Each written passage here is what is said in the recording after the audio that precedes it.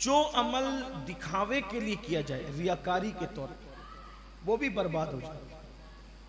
दिखावे और रियाकारी की वजह से भी अमाल बर्बाद हो जाते हैं। इमाम इब्न अबी शैबा अपनी किताब में लिखते हैं कि जिसने रियाकारी और दिखावे के लिए अमल किया, अल्लाह उसके सारे अमाल बर्बाद कर देता है। और अल्लाह के रसूल सल्लल्लाहु अलैहि वसल्लम फरमाते हैं, जब दिखावे के लिए रियाकारी वाले लोग अमल करके क़यामत के दिन आएंगे तो अल्लाह पाक इरशाद फरमाएगा, जाओ आज उन्हीं से अज्र और सिला ले लो जिनको दिखाने के लिए तुम नेकियां करते थे। आज हम इसलिए नेकियां करते हैं, लंबे सजदे मस्जिदों में इसलिए हो रहे हैं। सबकी नियत पे मैं शक नहीं करता, या जो लंबे सजदे करे उस पर शक करने की जरूरत भी नहीं, दिलों का हाल अल्लाह जानता है। लेकिन लंबे सजदे इसलिए होते हैं, देखो तनाई में नमाज पढ़े तो खटाखट नमाज होती है, और लोगों के सामने पढ़े तो फिर कयाम और जब वो तवील हो जाते हैं, रुकू तवील हो जाते हैं, सजदे तवील हो जाते हैं। किसको दिखा रहे हो?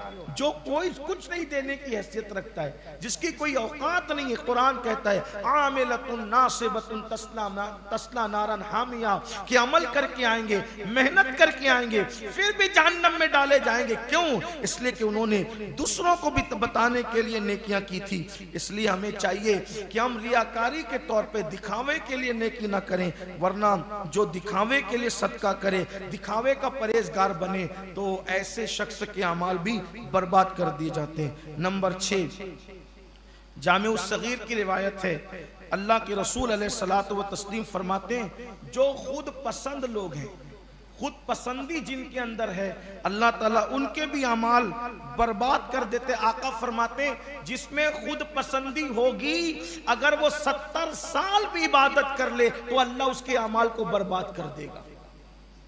खुद पसंदी का मतलब क्या? खुद पसंदी का मतलब ये कि जैसा मैं हूं वैसा कोई नहीं, ये खुद पसंदी है। मैं सबसे खूबसूरत हूं, मेरे कपड़े सबसे अच्छे हैं, मेरे जूते सबसे अच्छे हैं, मेरे घर खाना सबसे अच्छा पकता है, मेरा घर सबसे अच्छा है, मेरी आंखें सबसे अच्छी है, मैं बिल्कुल परफेक्ट हूँ, मेरे अंदर सलाहियतें बहुत अच्छी है, मैं बहुत पढ़ा लिखा हूँ, मैं बहुत अच्छी गुफ्तगू कर लेता हूँ, मैं लोगों को बोतल में उतार लेता हूँ, मैं लोगों को सरेंडर कर लेता हूँ। यानी ये सब खुद पसंदी है। जो खुद पसंदी रखेगा, अल्लाह उसकी 70 साल अगर इबादत की है, उस इबादत को भी अल्लाह ज़ाय कर देगा। अब करना क्या है? तो याद रखे, खुद पसंद न बनो। अगर अल्लाह अच्छी गुफ्तगू करा ले तो दिल में कहो, अल्लाह मैं इस काबिल न था, तेरा करम है कि तूने करवा लिया। अगर सूरत अच्छी है, अल्लाह तेरा करम है कि तूने अच्छी सूरत अता की है। अच्छा माल दिया, अल्लाह तेरा करम है कि तूने अच्छा माल दिया। यानी कि खूबियों को अपनी तरफ चश्मा मत करो। जब अल्लाह कोई खूबी दे तो कहो, मौला सारी खूबियां तो तूने अता फरमाई है, सारा अतिया तो तेरा है, सारी अता तो तेरी है, सारी इनायतें तो तेरी है। और हकीकत भी तो मेरे भाई यही है। अगर ये खूबसूरत चेहरा जिसको देखकर हम समझते हैं हमारी तरह कोई नहीं है, ये हसीन और जमील बाल इनको देखकर सोचते हैं हमारी तरह कोई नहीं है, ये अच्छे लिबास जिसको देखकर के सोचते हैं हमसे कीमती कपड़े कोई नहीं पहनता, तो आप बताओ ये दिया किसने? किसने दिया है? अल्लाह ने दिया। और हम उसको अपनी तरफ मंसूब करते हैं। नहीं, तो खुद पसंदी निकालो। इसलिए कि अल्लाह अकबर, खुद पसंद लोगों के 70 साल के अमाल खुद पसंदी की वजह से बर्बाद कर दिए जाते। नंबर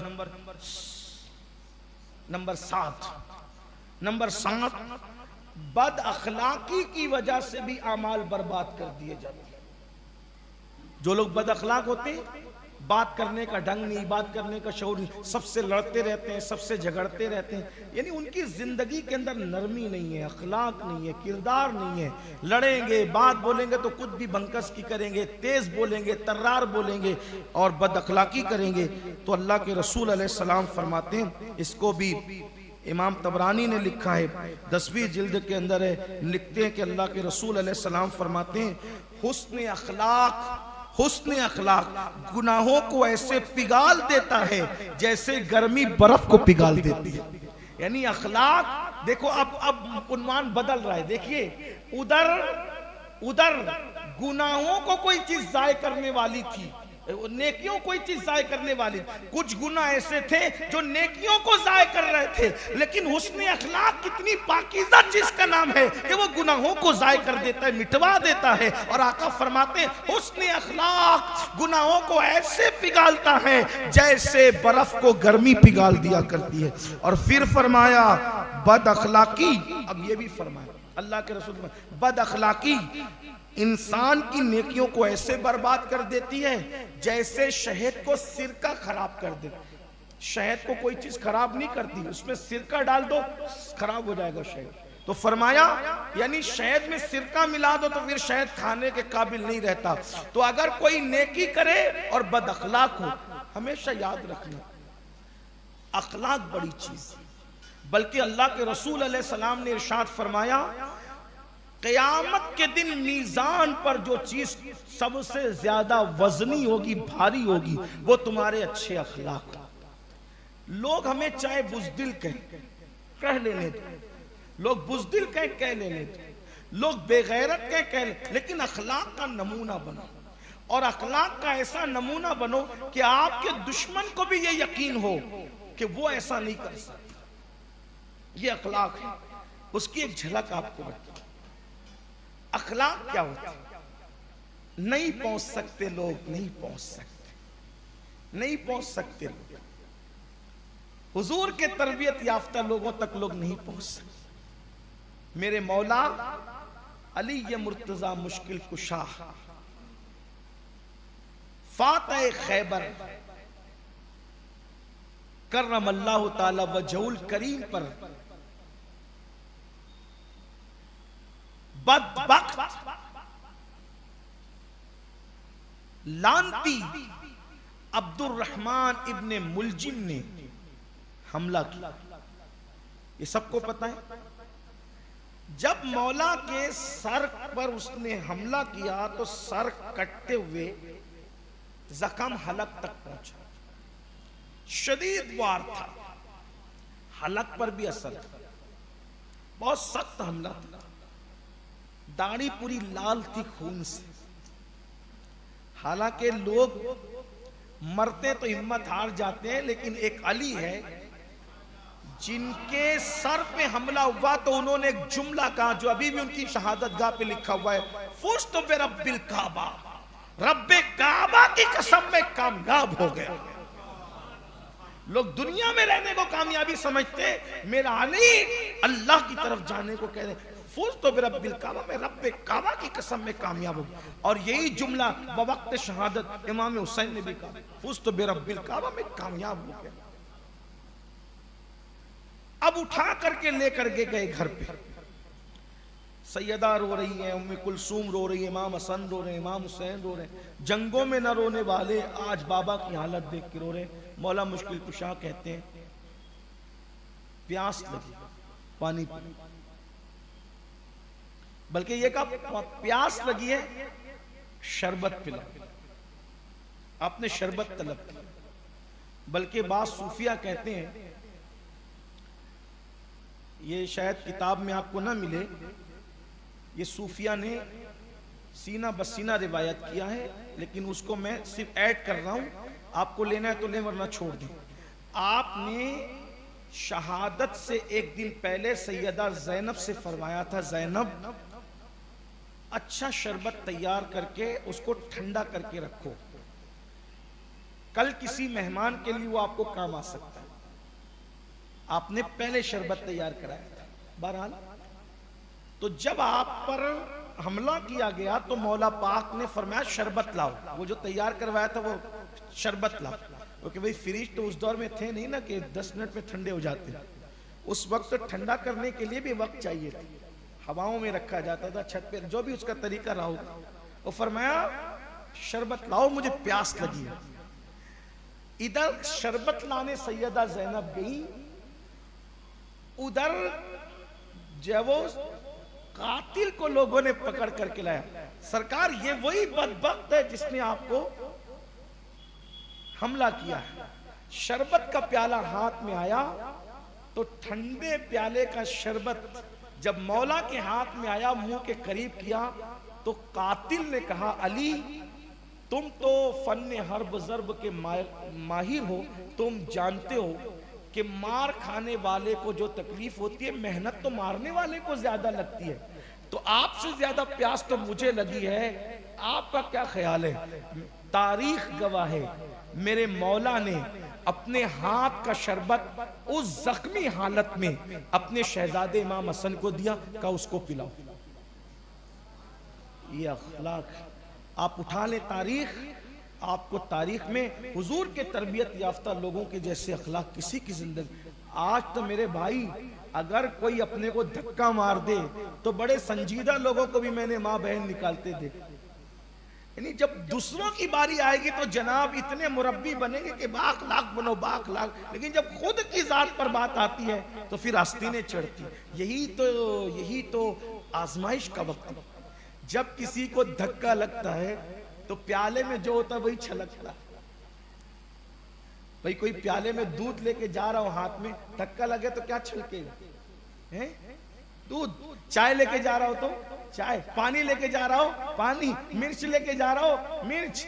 और अगर कोई अखलाक का कटोरा दिल का भरा हुआ हो, उसको धक्का मारे, क्या छलके? तो बद अखलाकी इंसान की नेकियों को इस तरह बर्बाद करती है। अल्लाह के रसूल फरमा रहे हैं जैसे शहद को सिरका बर्बाद करता है। नंबर 8, मस्जिद में दुनिया की बात करना नेकियों को ऐसे खा जाता है जैसे सूखी आग लकड़ियों को खा जाता है। यहां एक बहुत खास मसला पेश कर रहा हूं। बहार शरीयत में हुजूर सदरुल शरिया बदरुल तरीका अल्लामा अमजद अली आज़मी रहमतुल्लाह अलैह लिखते हैं कि बहुत ध्यान से सुनना इसको, मस्जिद में जायज बातें करना, तवज्जो, मस्जिद में जायज दुनिया की बातें करना, मस्जिद में जायज बातें दुनिया की करना आपकी नेकियों को ऐसे खा जाता है जैसे आग लकड़ी को खा जाते हैं। जायज दुनिया की बात करना नेकियों को ऐसे खा जाता है जैसे आग लकड़ी को खा जाती है। और जो नाजायज बात करे तो उसका पूछना ही क्या। जायज दुनिया की बात क्या मतलब? शहजाद भाई ये कपड़ा आपने पहना बहुत अच्छा लग रहा है, क्या मीटर मिला? ये तो जायज बात। बाहर अगर मैं पूछूं तो जायज है कि नहीं है, लेकिन ये मैंने यहां पूछ लिया तो अल्लामा अमजद अली लिख रहे हैं कि यही पूछना लकड़ियों ऐसे नेकियों को खा जाएगा जैसे आग लकड़ियों को खा जाएगा। लोग मस्जिद में बैठ करके अखबार पढ़ते हैं, मुझे हैरत होती है। कुरान नहीं पढ़ने, अखबार पढ़ने। दाढ़ियां उनके सीनों को छू रही है, वो अखबार पढ़ रहे हैं। मस्जिद में अखबार का क्या काम? बाहर निकल के पढ़ो। मस्जिद में बैठ के बीड़ी पी रहे हैं, अरे बाहर निकल के पियो। ये जायज बात अगर कोई दुनिया की मस्जिद में करे, जायज बात। इसलिए सहाबा किराम मस्जिद में लोगों की खैरियत भी नहीं पूछते, बहुत मोहतात थे वो लोग, कोई दुनिया की बात ना हो जाए। अब तो मेरे भाई लोग मस्जिदों को क्लब बना चुके। मस्जिदों का एहतराम कहां रहा? मस्जिद में खी हंसते हैं, खिलखिला करके हंसते हैं। जो लोग मस्जिद में हंसते हैं अल्लाह उनकी कब्र में तारीकी और अंधेरा पैदा फरमाए। मस्जिद में हंसने की जरूरत नहीं, मोहतात रहो। इसीलिए कुरान कहता है इज़ा नूदिया लिस्सलाति मिन यौमिल जुमा, अजान हो तो अंदर आ जाओ और जब नमाज पढ़ लो फ़इज़ा क़ुदियतिस सलाह फंतशिरू, मस्जिद के बाहर निकलो, अल्लाह का फजल तलाश करो। हमें हालांकि ये हुक्म वजूबी नहीं, वाजिब नहीं है ये, लेकिन हमें जायज के लिए निकल जाओ मस्जिद से। जितनी देर तक जिक्र करते हो बैठो, जितनी देर तिलावत करते हो बैठो। इसको बंकस की जगह ना बना। हम तो देख रहे हैं कि लोग पता नहीं मस्जिद को किस किस तरीके से इस्तेमाल करते हैं। इसलिए अल्लाह के बंदो मस्जिद की का एहतराम सीखो, मस्जिद की ताजीम सीखो। तो फरमाया गया, हजरत सैयदना इमाम हसन बसरी फरमाते हैं कि अल्लाह के रसूल अलैहिस्सलाम ने फरमाया करीब क़यामत एक ज़माना ऐसा आएगा कि लोग मस्जिद में दुनिया की बातें करेंगे, तुम उनके साथ मत बैठना, क्योंकि अल्लाह को उनसे कोई काम नहीं, अल्लाह ताला उनसे खुश नहीं है। तुम जो मस्जिद में बात करे दुनिया की, उठ जाओ वहां से, निकल के चले जाओ। मस्जिद में। और जो मस्जिद में दुनिया की बात करे, अल्लाह ताला उसके 40 साल के अमाल को अकारत कर देता है, बर्बाद कर देता है। इसलिए बहुत ज्यादा जरूरत हो, बहुत बहुत जरूरी समझें तो मुख्तसर बात करें, बाकी यहां जिक्र अस्कारी करते रहे। अल्लाह ताला नेक तौफीक अता फरमाए। क्या करने लोग, काश के लोग ये हदीसों को पढ़ते समझते कि क्या लोग तो समझ ले कि मस्जिद के अंदर बैठ, अच्छा कुछ लोग कहते हैं चलो मस्जिद में चल के बात करते। मस्जिद में चल के क्या बात करें, मस्जिद तो इबादत की जगह है, मस्जिद में चल के क्या बात करें। हम मस्जिद से बाहर निकल जाओ, खारिज मस्जिद चले जाओ। कुछ लोग मस्जिद में सर में तेल डलवाते, पैर दबवाते। मोतकीफ हो तो अलग चीज है, और मोतकीफ नहीं है ये सारे काम न करें। मस्जिद का अदब करो। बादशाह के दरबार में जाते हो, अब तो बादशाह लोग रह नहीं गए, जो बड़े बड़े ऑफिसरान हैं उनके दरबारों में जाते हो तो किस तरीके से लर्जा तरसा जाते हो, और अल्लाह के दरबार में आते हो तो यूं ही उठे छूटे चले आते हो। मस्जिद का ख्याल किया करो। 9वीं बात, गीबत की वजह से भी नेकियां खत्म हो जाती है, अमल बर्बाद हो जाती है। अल्लाह के रसूल अलैहिस्सलाम फरमाते हैं, गीबत नेकियों को इस तरह खा जाती है जैसे आग लकड़ी को खा जाती है। बल्कि इमाम गजाली रहमतुल्लाह अलैह इह्याउल उलूम में लिखते हैं कि खुश्क लकड़ी को जितनी जल्दी आग नहीं खाती, यानी आग खुश्क लकड़ियों को जितनी जल्दी नहीं खाती, उससे ज्यादा जल्दी गीबत नेकियों को खा जाती है। अत-तरगीब व तरहीब में है कि अल्लाह के रसूल अलैहिस्सलाम ने इरशाद फरमाया कि कुछ इंसान ऐसे होंगे जब उनका नामा अमाल उनके हाथ में दिया जाएगा तो वो खुशी खुशी नामा अमाल लेंगे, और जब देखेंगे कि उन्होंने तो हज किया था, हर साल हज किया था, उम्रे किए थे, रोजे रखे थे, नमाजें पढ़ी थी, सदके दिए थे, सब दिए थे, लेकिन जैसे ही नामा अमाल हाथ में आएगा तो वो कहेगा अरे इसमें तो मेरी ना उम्रा लिखा है, ना नमाजें लिखी है, ना ये लिखा है, ना वो लिखा है। वो सब गिनाएगा। अल्लाह फरमाएगा तू लोगों के पास बैठ करके जो गीबतें करता था वो तेरी सारी नेकी उनके नामे अमाल में डाल दी गई, और उनके गुनाह तेरे नामे अमाल में डाल दिए गए, और तेरी सारी नेकी मिटा दी गई। देखिए कितना हसरत होगी लोगों को। अल्लाह ताला लोगों के हाल पे रहम फरमाए। 10वीं बात, और ये आखिरी बात, हालांकि इसके बाद भी है, तो एक काम करते हैं 11वीं की निस्बत से 11 पूरे कर लेते हैं, फिर उसके बाद बात खत्म कर देते हैं।